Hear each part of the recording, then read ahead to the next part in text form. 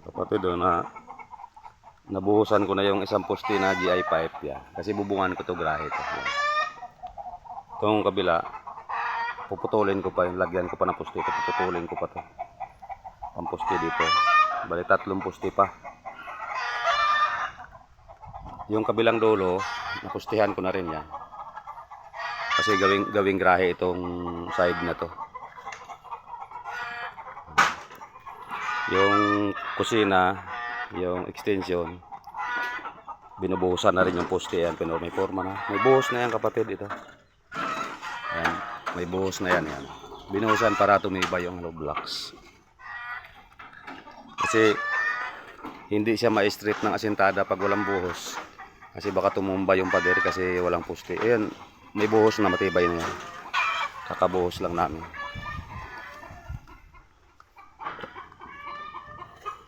Ayan, may buhos na rin ito. Yung kabila, yan, pinormahan na rin para mabuhusan.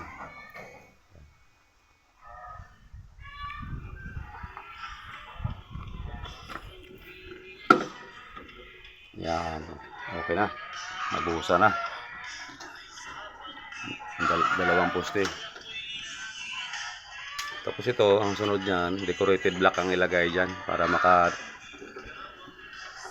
may hangin sa loob, para makapasok ang hangin, yung louvers block. Tapos yung gutter na yan, babaklasin ko yan. Dito ko yan sa labas ilagay. Yan, sa labas ng hollow block. Mag overlap ako dyan ng 9 cm o 3 feet.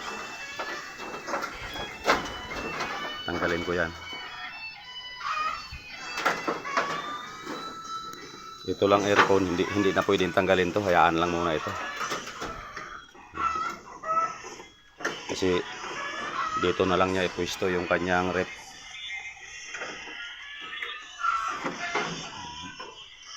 Mga Lunes siguro, Martes, i-set up ko na dito yung CR dito. Layout ko na yung CR dito dyan. Tapos dito lababo naman. Yan. Papunta roon lababo. Sunod mga kuan siguro mga Martes.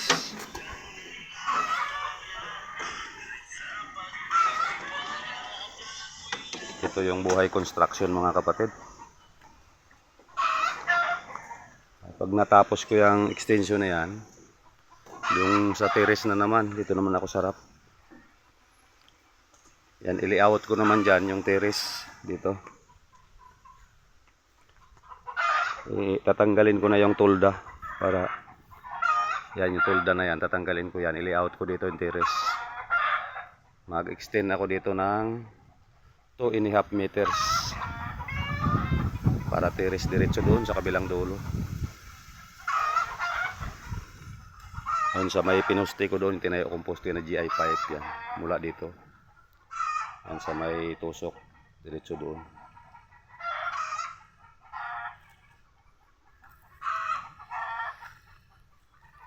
Medyo maingay lang yung mga manok ko. Nag-iitlog. Yung pusa relax na relax. Meow! Meow! Relax ka dyan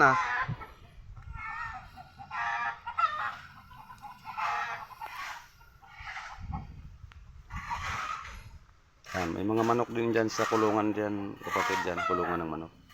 Yung sabong yan. Tapos yung isang aso, nag-relax din siya si Hunter.